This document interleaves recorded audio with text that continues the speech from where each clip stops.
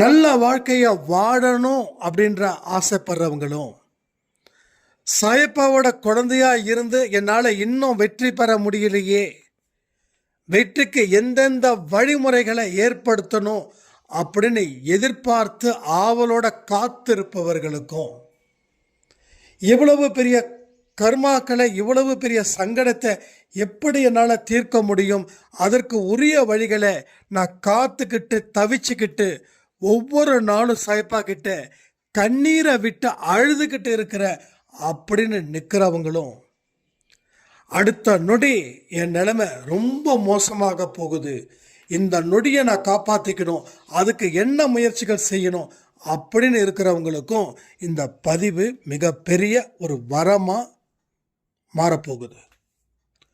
உங்களுடைய சாபங்கள் அத்தனையும் தீர்க்கப்படுவதற்கு உண்டான வழிகளும் இதில் இருக்குது.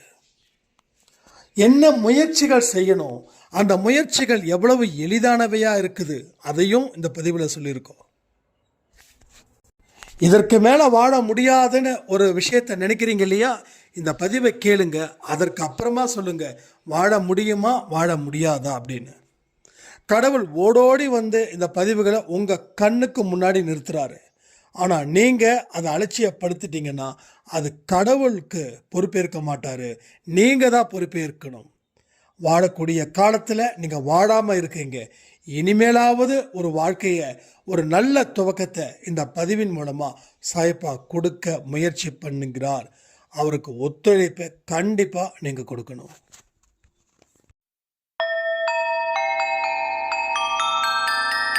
ஓம் சாயிரா சாயிரா, ஓம் சாயிரா சாயிரா, ஓம் சாயிரா சாயிரா, அன்பே சாயிரா, பேரன்பே சாயிரா, அகிலம் தளிக்க ஆத்மா விழிக்க அனுதினம் சாயிரா, எங்கள் அன்பே சாயிரா.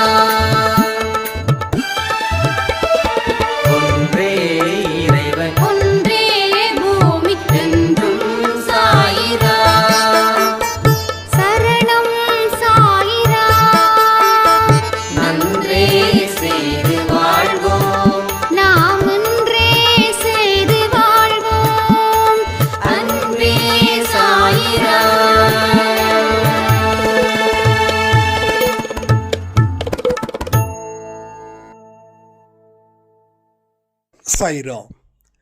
என் உயிரின் உயிரானவர்களே, இந்த 7 நாள் பயிற்சி வேற லெவலுக்கு என்ன அழைச்சிக்கிட்டு போகுது. சாயப்பாவுக்கு நன்றிகள் அப்படின்னு ஒரு சாய்ராம் சொல்லியிருந்தாங்க. இன்னொரு சாய்ராமும் நான் மறந்துட்டேன், அதனால் தொடர்ந்து இன்னைக்கு தான் நான் செகண்ட் டே பண்ணலான் இருக்கேன், சண்டே சுத்தமாக ஞாபகமே இல்லை அப்படின்னு ஒரு சாய்ராம் சொன்னாங்க. இன்னைக்கு அந்த சாய்ராமை பற்றி தான் பேச போகிறோம். அது எப்படிங்க நல்ல விஷயத்தை மறக்க முடியுது? அப்போ நம்ம வாழ்க்கையில் எவ்வளவு தூரம் நம்ம வாழ்க்கையை அலட்சியப்படுத்துகிறோம் அப்படின்னு தெரிஞ்சுக்கலாமா? மற்ற எந்த விஷயத்துக்கும் மறக்கலை, ஆனால் ஒரு நல்ல விஷயத்தை செய்யும் போது மட்டும் நாம் மறக்கிறதுக்கு காரணம் என்ன தெரியுமா? நமக்கு வாழ்க்கை வேண்டான்னு ஒதுங்கி நிற்கிறோம். எந்த நல்ல விஷயமும் எனக்கு தேவையில்லை, நான் கடைசி வரைக்கும் இந்த மாதிரி துன்பத்திலே தான் இருக்க போகிறேன், துன்பத்திலேயே தான் வாழ போகிறேன், என்னை யாரும் மதிக்காத ஒரு மனுஷனா எனக்கு இருக்கணும் அப்படின்னு ஆசை. என்னோட வாழ்க்கையில் எந்த உயர்வு நிலைக்கும் நான் போகக்கூடாது,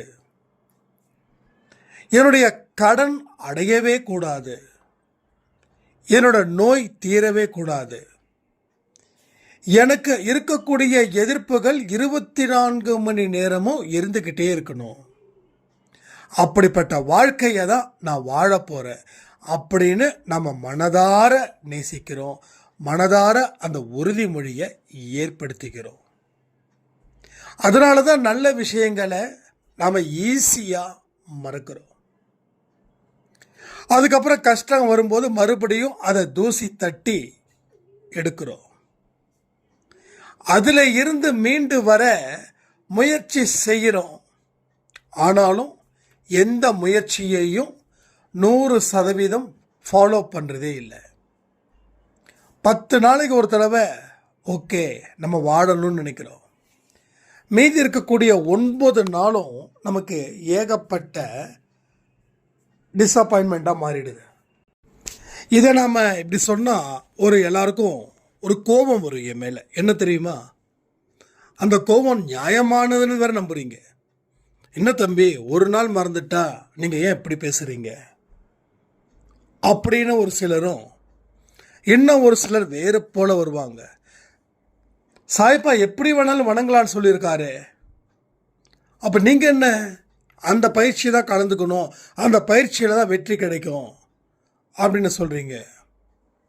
இப்படி நம்ம கடைசி வரைக்கும் பேசிக்கிட்டே இருக்க வேண்டியது தான். இப்படி தான் நம்ம கடைசி வரைக்கும் பேசிக்கிட்டே இருக்கிறோம். நமக்குன்னு ஒரு நியாயத்தை ஏற்படுத்திக்கிறோம். அதன்படி வாழ்க்கையில் வாழ்ந்துக்கிட்டு இருக்கோம். அதன்படி கடவுள்கிட்ட பிரார்த்தனை செய்கிறோம். சரி, எல்லாமே செஞ்சீங்க. ஆனால் வாழ்க்கையை எங்கேயாவது உங்களை காப்பாத்துச்சா? அப்போ நரகத்தில் தானே இருக்கிறோம். இப்போ நரகத்தில் இருக்கக்கூடிய வாழ்க்கையில் சொர்க்கத்துக்கு வாங்க அப்படின்னு சொல்லி அழைக்கும்போது அந்த சொர்க்கத்துக்கு போவதற்கு நீங்கள் தயாராக இருந்தால் தானே நீங்கள் சொர்க்கத்துக்கு போக முடியும். அப்போ நரகத்திலேயே நான் இருக்கிறேன் அப்படின்னா என்ன பண்ண முடியும்? சிலர் சொர்க்கத்துக்கு போனாங்க, பலர் நரகத்திலே இருக்காங்க. ஸோ இந்த வித்தியாசத்தை நீங்கள் உணர்ந்தே ஆகணும்.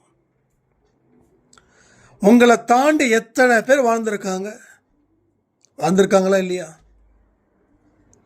திறமை இல்லாத மனிதனா நீங்கள் நினைச்சவங்க கூட இன்னைக்கு ஆஹா ஓஹோன்னு வாழ்கிறாங்களா இல்லையா? உண்மையா இல்லையா? அவங்கள பார்த்து நம்ம பொறாமையோ வைத்தறிச்சலோ படுறோமா இல்லையா? என்னதான் ஸ்பிரிச்சுவலில் அது கூடாது அப்படின்னு நாம் சொன்னாலும், ஆனால் நம்ம மனசு ஒரு விதமான பொறாமையும் ஒரு விதமான கோபமும் ஒரு விதமான அழுகையும் வந்து சேருதா இல்லையா? நான் சொன்னதெல்லாம் உண்மை தானே? நான் ஏதாவது மாற்றி சொல்கிறேன்னா நான் பாட்டுக்கு உண்மை தானே சொல்லிகிட்டு இருக்கேன். அப்போ அந்த நேரத்தில் போகும்போது அழுக வரும்போது கடவுள்கிட்ட போயிட்டு வேண்டுறோம். எல்லாரும் ஜெயிச்சிட்டாங்க, என்னால் ஜெயிக்க முடியலையே. கடவுளுக்கு பேசுறதுக்கு சக்தி இருந்தும் அவர் பேசாமல் இருக்கார். ஆனால் பேசிட்டார்னு வச்சுக்கோங்களேன், நம்ம மூஞ்சை எங்கே வச்சப்போன்னு தெரியாது. அவர் இப்போ வரைக்கும் சொல்கிறேனே, அவர் பேச ஆரம்பிச்சிட்டாருன்னா, ஏன் அன்பே சாய் மூலமாக நான் பேசிட்டு தானே இருக்கேன். ஒரு வார்த்தை கேட்க முடியல உன்னால், மற்றது எல்லாத்துக்கும் நேரம் இருக்குது. அவனை நான் பேச வைக்கிறேன், ஆனால் நீயும் அவன் பேச்சை கேட்க மறுக்கிற அப்படின்னு நிச்சயமாக சொல்லியிருக்க மாட்டாரா? நான் அடித்து சொல்கிறேன், 100% சொல்கிறேன். எந்த சாமி கோயிலில் சத்தியம் பண்ணணும்னு சொல்கிறீங்களோ அந்த சாமி கிட்ட கூட நான் சத்தியம் பண்ணுறேன், நிச்சயமாக இதை சொல்லியிருப்பார். ஏன்னா சொல்லப்பட்ட வார்த்தைகள் அவர்கிட்ட இருந்து தான் நான் இப்போ வரைக்கும் பேசிகிட்டு இருக்கேன்.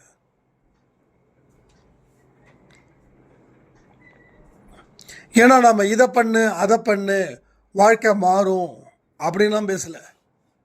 தேங்காவை இப்படி சுற்றி ஓட அப்படி சுற்றி ஓட அப்படிலாம் பேசலை. தேங்காய் உடஞ்சிடுச்சுன்னா அந்த தேங்காவில் ஒரு மாதிரி கெட்டு போயிடுச்சுன்னா உன் வாழ்க்கை கெட்டு போயிடும், அதுக்காக இதை செய்ய அதை செய்ய இந்த கதைலாம் விடல. தேங்காய் கெட்டு போயிடுச்சுன்னா இன்னொரு தேங்காய் இருக்குது, என்ன ஆகிட போகுது? உடைக்க போகிறோம், அவ்வளோதானே.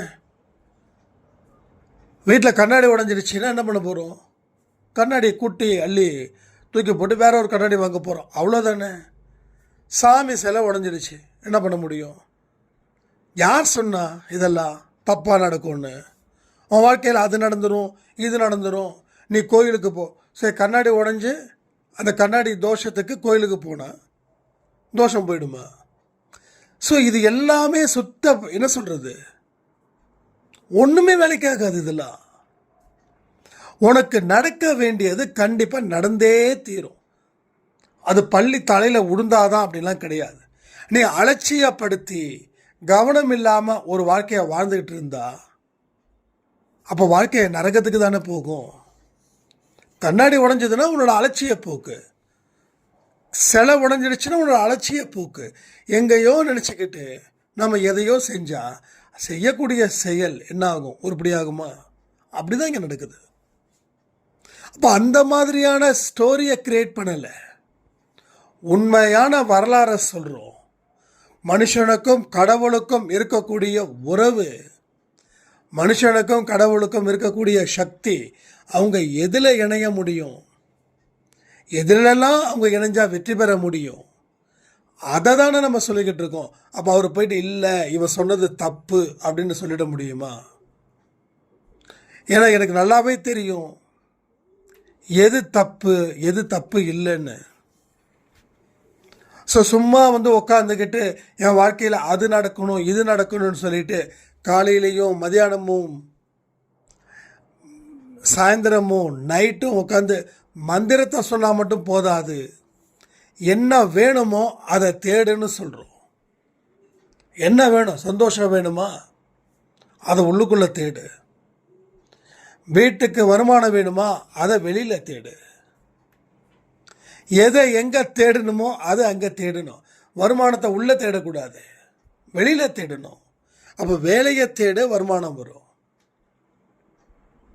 வருமானம் பத்தலையா, இன்னும் அதிகமாக முயற்சி செய், உழைச்சிடு, செயலை காட்டு. உன் செயலில் அற்புதத்தை ஏற்படுத்த முடியும்னு நம்பு. ஸோ ப்ராக்டிக்கலாக இருக்கக்கூடிய விஷயத்தை தான் இங்கே பேசுகிறோம். இல்லை உனக்கு விதி அப்படி தான் அப்படிலாம் நம்ம பேசலாம். அப்படி தான் பேசுனா தான் சாய்ப்பா என்றைக்கா இந்த சேனலை பிளாக் பண்ணியிருப்பார்.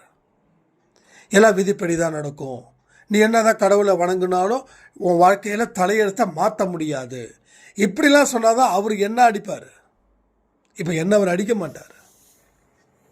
உன்னுடைய செயல் மூலமாக தான் உன் தலையெழுத்தை மாற்ற முடியும் அப்படின்னு அவர் சொன்ன வார்த்தையை தான் நாம் இங்கே பேசிகிட்டு இருக்கோம். ஸோ நடைமுறைப்படுத்துறதுல எது எளிதானதுன்னா நம்ம அன்பே சாய் குடும்பத்தில் சொல்லப்பட விஷயந்தான். நடைமுறைப்படுத்துறதுல எளிதானது உண்மை, ஆனால் நடைமுறைப்படுத்துகிற வரைக்கும் அதில் சிரமமும் 100% இருக்குது. ஏன்னா நமக்காகவே யாராவது ஒருத்தங்க வேலை செஞ்சு நாம் வேலை செய்யாமல் இருக்கும்போது திடீர்னு நீ வேலை செய்ய அப்படின்னா நம்ம வேலை செய்ய முடியாது. இப்போ நம்ம கோயிலுக்கு போகிறோம், எனக்கு கஷ்டங்கள் இருக்குது, நம்ம என்ன பண்ணுறோம், ஒரு 20 ரூபா கொடுத்து ஒரு அர்ச்சனை சீட்டு வாங்குகிறோம். அந்த அர்ச்சகர் உங்களுக்கு உங்கள் பேர், உங்கள் ராசி, உங்கள் நட்சத்திரம் எல்லாத்தையும் பார்த்து ஒரு மந்திரம், ஒரு அர்ச்சனை பண்ணுறாங்க. இப்போ நீங்கள் செய்யலை, உங்கள் வேலை என்னது, ஜஸ்ட் 20 ரூபாய்க்கு டோக்கன் வாங்கி கொடுத்தீங்க. அப்போ அங்கே யார் செய்கிறா? அர்ச்சகர் செய்கிறார். உங்களால் மந்திரம் சொல்ல முடியாது, மந்திரம் சொல்ல தெரியாது. அப்போது எல்லா ஈவெண்ட்டும் நம்ம செய்யாமல் மற்றவங்க செய்யணும்னு எதிர்பார்த்து நாம் காசை மட்டும் கொடுக்குறோம், மற்றவங்க வேலை செய்யணும்னு நினைக்கிறோம். ஆனால் இங்கே காசு தேவையில்லை, அதனால் மற்றவங்க உங்களுக்காக வேலை செய்ய மாட்டாங்க. அப்போது நீங்கள் தான் உங்களுக்காக வேலை செய்யணும் அப்படின்னும்போது இங்கே எல்லோருடைய முகத்திலையும் என்ன ஆகுது, ஒரு அமைதி ஆகுது. ஐயோ நான் தான் செய்யணுமா, வேற யாரும் செய்ய முடியாதா அப்படின்னு.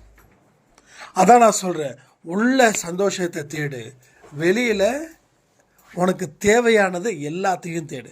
உள்ள சந்தோஷம் இருந்தால் வெளியில் நீ என்ன தேடினாலும் அது நிச்சயமாக கிடைக்கும். நிச்சயமாக கிடைக்கும், அதில் எந்த மாற்றமும் இல்லை. ஆனால் நாம் என்ன பண்ணுறோம், வெளியில் சந்தோஷத்தை தேடுறோம், வேலையை உள்ளே தேடுறோம். ஸோ அப்படியே உல்டாவாக வேலை பார்க்குறோம். எப்படின்னா சந்தோஷமாக இருக்கிறதுக்காக நான் அங்கே போனேன் இங்கே போனேன்னு சொல்கிறோம். சரிப்பா வேலை கிடைக்கணும்னு நினச்சியே என்னப்பா பண்ணுறதுன்னா கடவுளை நம்பி உட்காந்துருக்கங்கன்னு சொல்கிறோம். கடவுளை நம்பி உட்காந்துருக்குன்னு கடவுள் சொன்னாரான்னு பார்த்தா பதில் இல்லை. இப்படி தான் ஒருத்தர் ரொம்ப வருஷமாக சொல்லிட்டு இருந்தார். வேலை தேடுறேங்க, கிடைக்கலைங்க, அதனால் எல்லாத்தையும் கடவுள்கிட்ட ஒப்படைச்சிட்டேங்க. எப்பா நீ தேடும் போதே கிடைக்கல, நீ உட்காரும் போதே கிடைக்க போகுதுன்னு சொல்லும்போது என்ன சொல்கிறீங்க அப்படின்னு. கடவுள்கிட்ட ஒப்படைச்சிட்டேன், கடவுள்கிட்ட சரண்டர் ஆகிட்டேன், கடவுளாக பார்த்து வேலையை நிச்சயமாக ஏற்படுத்தி தருவாருன்னு சொல்லி ஒரு ஜோசியர் சொன்னார். சரி, எப்போ சொன்னார்? இன்னும் 15 நாளில் உனக்கு எல்லாமே நல்லது நடக்கும், வேலை உன் வீட்டு தேடி வரும், அது வரைக்கும் நீ பொறுமையாக இரு, சும்மாவே இரு அப்படின்னாரு. அதுக்கப்புறம் மறுபடியும் ரொம்ப நாள் கழிச்சு நான் அவரை மீட் பண்ணேன். மீட் பண்ணும்போது என்னங்க வேலை கிடைச்சிடுச்சா? இல்லைங்க, ஏதோ ஜோசியர் சொன்னாருங்களே வேலை வீடு தேடி வந்து வரும், நீங்கள் இல்லாமல் அந்த கம்பெனி நடத்த முடியாதுன்ற மாதிரி சொன்னீங்களே அப்படின்னு. இல்லைங்கண்ணா, அது கிடைக்கலைங்கண்ணா. வேலை வீடு தேடி வந்துதான்னு கேட்டேன், வரலைங்கண்ணா. சரி, இப்போ என்ன பண்ணுறீங்க? அதாங்க நான் காத்துட்ருக்கேன், வெயிட் பண்ணுறேன், இப்போ தான் கோயிலுக்கு போயிட்டு வந்தேன். அப்போ நான் அதான் சொன்னேன், நீங்கள் கோயிலுக்கு போங்க, மந்திரம் சொல்லுங்கள், எல்லாமே உங்கள் கர்மாவை குறைக்கும். ஆனால் வேலை தேடி வருமா? பாவங்களை குறைக்கும். எந்த வேலையை செய்யணுமோ அதை செய்யணும். அப்போ இதெல்லாம் கர்மாலாம் ஒன்றும் பண்ணாது. கோயிலுக்கு போகிறது நல்லது, மந்திரம் சொல்கிறது ஓகே, அதை சொல்லணுன்ற அவசியம் இல்லை. மந்திரம் சொல்லக்கூடிய வேலைகளை யாருக்கு கடவுள் ஒப்படைச்சிருக்காரோ அவர் சொல்லட்டும். அப்போ வேலையை தேடாமல் மந்திரத்தை சொல்லிக்கிட்டு இருந்தால் வேலை எப்படி கிடைக்கும்? நீங்கள் போய் ட்ரை பண்ணுங்க ஜி அப்படி. ஒத்துக்கவே இல்லை அவர். ஆனால் அவரால் வீட்டுக்கே வேலை தேடி வரணும்னு எதிர்பார்க்குற அவர் எந்த மாதிரி வேலையை எதிர்பார்ப்பார்? எந்த மாதிரி வேலையை எதிர்பார்ப்பார்? கடைசியில் ஃபினான்ஷியலாக அவங்க வீட்டில் ரொம்ப பிரச்சனையாகி அதுக்கப்புறம் இவர் இந்த ஸ்விக்கி, ஜொமேட்டோ இது மாதிரி டெலிவரி பண்ணக்கூடிய ஒரு வேலையில் போய் ஜாயின் பண்ணி இன்றைக்கி மாதம் 40-50 சம்பாதிக்கிறார். இப்போ சொல்லுங்களேன், தேடுனா கிடைக்கும். எங்கே தேடுனா கிடைக்கணுமோ அங்கே தேடணும். தேடக்கூடாத இடத்துல தேடிக்கிட்டே இருக்கிறதால யாருக்கு எந்த லாபம்? யாருக்கும் லாபம் இல்லை, உங்களுக்கு தான் நஷ்டம். அப்போ நீங்கள் ஒரு கம்ஃபர்டபுளான ஒரு இடத்துல நீங்கள் இருக்கணும்னு முடிவு பண்ணிட்டீங்க. துன்பம் துரத்துனாலும் பரவாயில்ல, நான் எந்த ஒரு வேலையோ செய்ய மாட்டேன் அப்படின்னு தான் நம்ம நிறைய நல்ல விஷயத்தை மறக்கிறோம். இது உண்மை. அப்போ எப்படி சிலர் அந்த 8 மணிக்கு 7 முறை 7 நாள் செய்கிறாங்க, அவங்கெல்லாம் நிச்சயமாக சரி அடுத்த ஸ்டேஜுக்கு போகக்கூடியவர்கள். நீங்கள் கோட்டை விட்டுட்டு இருக்கிற ஸ்டேஜையும் காப்பாற்றிக்க முடியாமல் இன்னும் பின்னடைவு. இதுதான் இங்கே நடக்குது. ஸோ சட்டுன்னு கற்பூர புத்தி மாதிரி இருக்கணும். ஓகே, தினமும் 7 நாள் 7 முறை 8 மணிக்கு உட்கார சொல்லியிருக்காங்க. அந்த கமிட்மெண்ட் உங்களுக்கு வரணும். அப்போது உங்களோட மனசில் ஒரு மாற்றம் வேணும்னு நீங்கள் முடிவு பண்ணியிருக்கீங்கன்றது தான் அர்த்தம். சரியா? நீங்கள் 100% முடிவு பண்ணியிருக்கீங்க. முடிவு பண்ணத்தை தான் இங்கே செயல்படுத்துகிறீங்க. அப்போ நீங்கள் முடிவு பண்ணலைன்னா மறந்து தானே போவீங்க. அப்போ நீங்கள் முடிவு பண்ணலை. நான் ஏன் திருப்பி சில வேர்ட்ஸ் சொல்கிறேன்னா, 10 தடவை சொன்னால் ஒரு தடவை புரியுதுன்னா நான் சொல்லி தான் ஆகணும். ஸோ முடிவு பண்ணுங்க. அடுத்த பயிற்சி எப்போன்னு தெரியாது. அடுத்த பயிற்சியில் கலந்துக்க முயற்சி பண்ணுங்க. அந்த பயிற்சி முடிகிற வரைக்கும் நிலைச்சு நில்லுங்க. ஸோ லைஃப்ன்றது ஒரு கொண்டாட்டத்தோட, ஒரு கொண்டாட்டத்துக்கு உண்டான அறிகுறியாக நம்ம அன்பே சாய் குடும்பத்துக்கு இருக்கணும். ஸோ ஃபுல்லாக கொண்டாட்டமாக இருக்கணும். நேற்று மகா சிவராத்திரியில் அந்த ஈஷா எவ்வளவு ஹாப்பியாக இருந்தாங்க. அந்த கொண்டாட்டம் தான் இங்கே தேவை. அந்த மனசில் அந்த கொண்டாட்டத்தை வைங்க. ஸோ கொண்டாட ஒரு நம்பிக்கை என்ற ரத்தம் புதுசாக பாயும். அந்த நம்பிக்கையின் அடிப்படையில் வாழக்கூடிய வாழ்க்கைக்கு கேள்விக்குறியே இருக்காது. கேள்வியாக நிற்க வேண்டிய அவசியம் இல்லை. ஏன்னா பதில்கள் தெரிஞ்சதுக்கப்புறம் நம்ம கேள்வியாக நிற்க வேண்டிய அவசியம் இல்லை. பதில்கள் கிடச்சிடுச்சுன்னா உன் ரூட்டு கிளியரு. ஆனால் நீ கேள்வியாகவே இருக்கிறன்னா உன் ரூட்டு இன்னும் கிளியர் ஆகலைன்னு அர்த்தம். சிக்னல் கிடைச்சவன் மட்டும்தான் போக முடியும். பச்சை சிக்னல் எரியணும், பச்சை லைட் எரியணும். ஆனால் சிகப்பில் ட்ராவல் பண்ண முடியாது. சிகப்பில் ட்ராவல் பண்ண சட்டத்தை மீறதை தாண்டி ஒரு சிகப்பில் லைட் இருக்கும்போது நீங்கள் வண்டி மூவ் பண்ணிங்க அப்படின்னா பச்சை சிக்னல் போட்டவன் வேகமாக வந்து உங்களை அடிச்சிடுவான். அப்போ அவனுக்கும் சேதம், உங்களுக்கும் சேதம். ஆனால் உங்களுக்கு கூடுதலாகவே சேதம் இருக்கும். ஏன்னா தப்பு உங்கள் மேலே. அதனால் அவனுக்கு 10 அடி, அவனுக்கு ஒரு கர்ம வினையில் அவனுக்கு முடியுது, உங்களுக்கு ஒரு கர்ம வினையில் உங்களுக்கு ஆரம்பமாகுது. புரியுதா? ஸோ அவனுக்கும் அடி உங்களுக்கும் அடினா அவனுக்கு ஏன் அடிச்சதுன்னு பார்க்கணும். அவன் நல்லவன் தான், 4 பேருக்கு நல்ல செய்தி தான். எஸ், அவனோட கர்மா அப்படி இருக்குது. அவனுக்கு இந்த நேரத்தில் இப்படிப்பட்ட ஒரு அடி நடக்கணும்னு சொல்லி இருக்குது, அதனால் நடந்துச்சு. ஏதோ ஒரு சாயப்பாடு ஆர்டிக்கலில் படித்தா மனசு ரொம்ப சந்தோஷமாக இருந்தது. நீ தெய்வத்துக்கிட்ட வந்துட்ட அப்படின்னா ஒரு 12 மணிக்கு உனக்கு அடிப்படும், ரத்தம் வரும்னு சொல்லி இருந்துச்சு அப்படின்னா ஒரு சின்ன கல்லில் பேருக்காக ஒரு அடிபடும். பேருக்காக ஒரு அடிபடும். எனக்கு அது மாதிரி விஷயம் நிறைய நடந்திருக்குது. லைட்டாக ஒரு பிளட்டு வரும். ஒன்றும் இல்லை, ஒரு 1 இயருக்கு முன்னாடி இந்த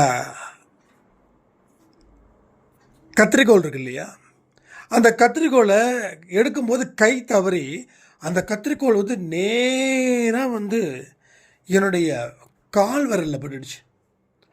கால் விரலில் பட்டு ரத்தம் அப்படியே பீச்சிக்கிட்டு வருது. அதை பார்த்து எனக்கு தலை சுத்த ஆரம்பிச்சிடுச்சு.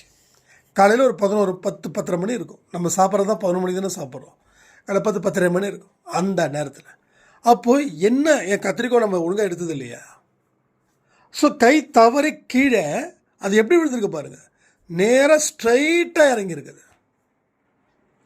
அதுக்கப்புறம் அப்பா வந்து இதெல்லாம் வந்து தண்ணியெலாம் தடவி நல்ல துணியெல்லாம் போட்டு இறுக்கி கட்டி அதுக்கப்புறம் டிடி போட்டு, அப்போ என்னன்னா என்ன கணக்குன்னா ஒரு கணக்கு இங்கே கழிஞ்சிருக்குது. ஏன் அப்படின்னா சாயப்பா கூட நம்ம இருக்கிறதால உனக்கு இவ்வளவு சொட்டு ரத்தம் இந்த அன்னைக்கு வெளியில் போகணும்னு இருக்குது. அதற்கு என்ன பார்க்குறாரு கடவுள், ஓகேப்பா அவன் கணக்கை டேலி பண்ணிவிடு அப்படின்னு சொல்லி ஒரு டேலி பண்ணிட்டார். இவ்வளோதான். ஒருவேளை நான் கடவுளை வணங்கியும் நான் உண்மையான மனுஷனாக இல்லாமல் இருந்தால் அந்த அடி பலத்த அடியாக எனக்கு இருந்திருக்குமா இருந்திருக்காதா? நீங்கள் என்ன நினைக்கிறீங்கன்றதை கமெண்ட் பண்ணுங்கள்.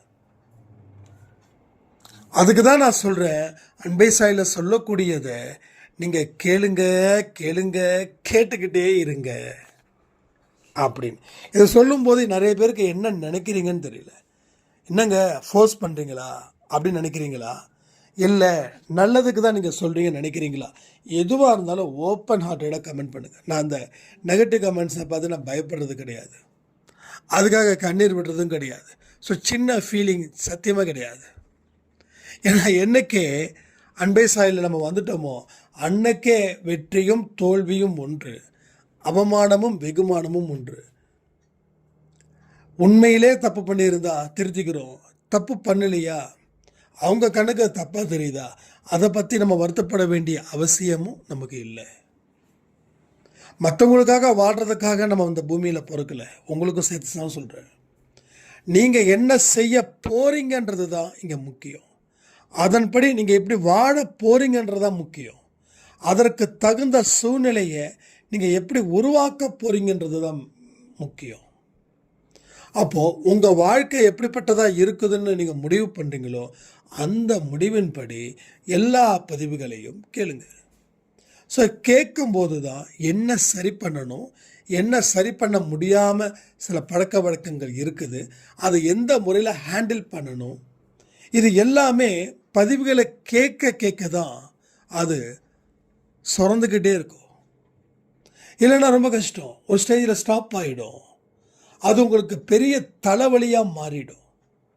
அப்புறம் பலவந்தப்படுத்தி கஷ்டப்படுத்தி உங்களையே நீங்கள் வாலண்டரியான ஒரு வாழ்க்கையை வாழ்கிற மாதிரி போயிடும். ஸோ நாம் அந்த இடத்துக்கு போகக்கூடாது. மைண்டை ரிலாக்ஸ்டாக தான் நம்ம மூவ் பண்ணணும். எதுவாக இருக்கட்டும், எது தப்பு எது சரின்னு எல்லா மனுஷனுக்கும் தெரியும். ஸோ நீங்கள் பண்ணுறது சரி, அதே நீங்கள் பண்ணுறது மற்றவங்க பண்ணுறது தப்புன்னா அப்போ நீங்கள் பண்ணுறது தப்பு தான். ஸோ இதெல்லாம் புரிஞ்சுக்கிட்டு அதற்கு தகுந்த மாதிரி வாழ்வியல் முறையை நீங்கள் மாற்றணும். நிறைய செய்திகளை நீங்கள் உள்ள வச்சு அதை உள்ளுக்குள்ளேயே உங்களை நீங்கள் செதுக்க முயற்சி பண்ணும்போது வெளியில் பெறக்கூடிய பாராட்டுக்கள் இருக்கு இல்லையா, அது காதை கிழிக்கிற அளவில் இருக்கும். ஒவ்வொன்றும் எங்கே செய்யணும்? உள்ளே வச்சு தான் செய்யணும். உள்ளுக்குள்ள மனதுக்குள்ள அது செதுக்கிறதுக்கு தான் இத்தனை செய்திகள். இவ்வளவு தேவையான்னு கேட்கலாம். ஆனால் இவ்வளவுகள் இருந்தும் நம்ம என்ன பண்ணுறோம்? ஒரு அடி தான் எடுத்து வச்சிருக்கோம். அப்போ இவ்வளவு தேவைப்படுது ஒரு அடி எடுத்து வைக்க. அப்போது இந்த இடத்த நம்ம சரியாக பயன்படுத்திக்கணும். இவ்வளவு முயற்சிகள் செய்தும் இந்த ஒரு நகர்வுகள் தான் நகர்ந்திருக்கோன்னா அப்போது இது எவ்வளவு பெரிய ஒரு வலிமையானது அப்படின்னு நாம் என்ன நினைக்கிறோம்? 10 வருஷமாக இருக்கக்கூடிய பிரச்சனையை 10 நாளில் சரி பண்ணுறதுக்கு என்ன வழி அப்படின்னு நாம் நினைக்கிறோம். அப்போது அதுக்கு ஒரே வழி தான். அதாவது உள்ளுக்குள்ளே இருந்து செயல்படுவதற்கு காசு தேவையில்லை, ஆனால் வெளியில் இருந்து செயல்படுவதற்கு காசு தேவை. இப்போ 10 நாளில் உங்கள் பிரச்சனையை மாற்ற முடியும்னு சொல்லி யாராவது ஒருத்தவங்க உங்களுக்கு கிளாஸ் எடுத்து அதுக்கு துட்டு வாங்கி நீங்கள் காசை கட்டிட்டு நீங்கள் கிளாஸ் அட்டன் பண்ணலாம். அந்த 10 நாளில் இருந்து இன்னொரு 10 நாள் உங்கள் வாழ்க்கை சேஞ்ச் ஆனது போல் இருக்கும். அடுத்த 21வது நாளில் உங்கள் வாழ்க்கை எப்படி தெரியுமா இருக்கும்? ஏற்கனவே வெறுத்திருப்பீங்க இல்லையா, அதை விட மோசமாக வெறுத்திருப்பீங்க. ஏன் தெரியுமா? நாம் பெரிய அளவில் எதிர்பார்த்தோம் ஒரு விஷயம் நடக்கும்னு. அதுக்கு தான் நம்ம 10,000 20,000 கொட்டி அழுதோம். அப்போது மறுபடியும் பழைய மாதிரி வரும்போது நமக்கு என்ன தோணும்? காசும் போச்சு, ஒரு பெரிய நம்பிக்கையை நம்ம இழந்ததும் ஆச்சு. ஸோ நம்பிக்கையை சிறுக சிறுக பெறணும். அப்போது ஒட்டுமொத்த நம்பிக்கையும் அது அழிஞ்சிடும். இதுதானடா இறுதி வாய்ப்பாக நினச்சேன், இதுதானடா இறுதி நம்பிக்கைன்னு நினச்சேன், ஆனால் ஃபைனலாக என் வாழ்க்கை இந்த மாதிரி போயிடுச்சே, உண்மையிலேயே எந்த பயிற்சியும் எனக்கு கை கொடுக்கலையா? அதாவது அந்த மாதிரி பயிற்சிகள் கையை கொடுக்காது. காசை வாங்கிட்டு எந்த ஒரு விஷயத்தை பண்ணாலும் எனக்கு தெரிஞ்ச வரைக்கும், உங்களுக்கு எப்படின்னு எனக்கு தெரியல, எனக்கு தெரிஞ்ச வரைக்கும் என்கிட்ட சொன்னவங்க வரைக்கும் ஒன்றுமே சேஞ்சஸ் ஆகலை. ஏன்னா ஒரே நாளிலேயோ 10 நாளிலேயோ 1 மாதத்துலேயோ 1 வருஷத்துலேயோ சேஞ்ச் ஆகிட முடியாது. அது எப்படி எல்லாத்தையும் தாண்ட முடியும்? ஒரு மலையை முழுங்க முடியுமா உங்களால்? முழுங்க முடியாதுல்ல. ஒரு பலாப்பழத்தை முழுங்க முடியுமா? முழுங்க முடியாதுல்ல. ஆனால் ஒரு திராட்சையை முழுங்கலாம்ல. அப்போ அந்த பெரிய பலாப்பழம் திராட்சை சைஸுக்கு வரணும். திராட்சை சைஸுக்கு வந்தால் தான் அதை முழுங்க முடியும். அப்போ பெரிய கருமா கொஞ்சம் கொஞ்சமாக இறங்கி இறங்கி இறங்கி இறங்கி இறங்கி சின்ன கருமாவாக மாறணும். அப்போ இறங்குற வரைக்கும் அதை நீ அனுபவிச்சு தான் ஆகணும். அதனால தான் ஒவ்வொரு முயற்சிகளாக நாம் இங்கே எடுத்துகிட்டு இருக்கோம். ஒரு முயற்சிகளாக இங்கே நாம் எடுத்துகிட்டு இருக்கோம். அந்த முயற்சிகள் பெரிய அளவில் பலன்களையும் தரும், உங்களுக்கு வளத்தையும் கொடுக்கும். உங்ககிட்ட ஏற்கனவே அழிக்க வேண்டியவைகள் ஏதாவது இருந்தால் அதை அழிச்சும் தீரும். உங்கள் வாழ்க்கையில் உற்சாகப்படுத்துவதற்கு உண்டான அத்தனை வழிமுறைகளையும் அது ஏற்படுத்தும். அப்போ பாருங்க, வெளியில் தேடுறதால உங்களுக்கு எந்த விதத்திலையும் நன்மைகளோ எந்த விதத்திலையும் உங்கள் வாழ்க்கையில் மாற்றத்தையோ ஏற்படுத்துறதில்லை. ஆனால் உள்ளே தேடும்போது ஒரு பக்காவான ஒரு வாழ்க்கை உங்களுக்கு கிடைப்பதற்கு உண்டான வழிகள். அதான் நம்ம சொல்கிறோம், சிறு சிறு நம்பிக்கையை ஏற்படுத்துவது போல உங்கள் மனதை நம்ப வைங்க. ஒரு சில டெக்னிக்ஸை நம்ம நிறைய சொல்லி கொடுத்துட்ருக்கோம். ஒரு விஷயத்தை நான் செய்கிறேன்ப்பா, இந்த 1 மணி நேரம் நான் இதை செய்யணும், இதை தான் நான் படிக்கணும், இல்லை நான் பாடணும், இல்லை நான் நடக்கணும், இல்லை நான் ஏதாவது வீட்டை சுத்தம் பண்ணணும், இல்லை நான் யார்கிட்ட 4 பேர்கிட்ட நல்ல வார்த்தைகள் பேசணும் இந்த 1 மணி நேரம் அப்படின்னு அந்த 1 மணி நேரத்தை நீங்கள் அதுக்கு பயன்படுத்துனீங்கன்னா உங்களுக்குள்ள ஒரு நம்பிக்கை, சிறு நம்பிக்கையை விதைக்கணும். விதை சின்னது தானே. ஒரு ஆலமரம் அவ்வளோ பெருசாக வருதுன்னா அது விதையால் வந்தது தானே. அவ்வளோ பெரிய ஆலமரம், வீட்டுக்கு தெருவில் பாதி தெரு அவ்வளோ பெருசாக அவ்வளோ பிரம்மாண்டமாக இருக்குது ஒரு ஆலமரம். அதோட விதை பார்த்தீங்கன்னா அந்த ஆலமரத்துக்கும் விதைக்கும் சம்மந்தமே இருக்காது. ஸோ உங்கள் வாழ்க்கையில் வெற்றி எப்படி இருக்கணும்னா அந்த விதைகள் போல இருக்கக்கூடிய முயற்சி, அதில் நீங்கள் கொடுக்கக்கூடிய ஒரு ஊக்குவிக்கக்கூடிய தன்மை, அதன் மூலமாக பெறக்கூடிய வழிமுறைகள், அதன் மூலமாக பெறக்கூடிய வாழ்க்கை, இந்த சித்தாந்தத்துக்கு நீங்கள் கொண்டு வாங்க, முயற்சி பண்ணுங்க. ஸோ இந்த இடத்துல நீங்கள் நிற்க தான் உங்களுக்கு பேரின்ப வாழ்க்கை என்னவோ அது உங்களுக்கு எளிதில் கிடைக்கும். உங்கள் வாழ்க்கையில் பல அற்புதத்தையும் பல அதிசயங்களையும் நீ காண்பாய் அப்படின்ற ஒரு விஷயம் இருக்கு. அந்த விஷயம் உங்கள் வாழ்க்கையில் சேரும்னு சொல்லி இந்த பதிவை நான் முடிக்கிறேன். ஜெய் சாய்ராம்.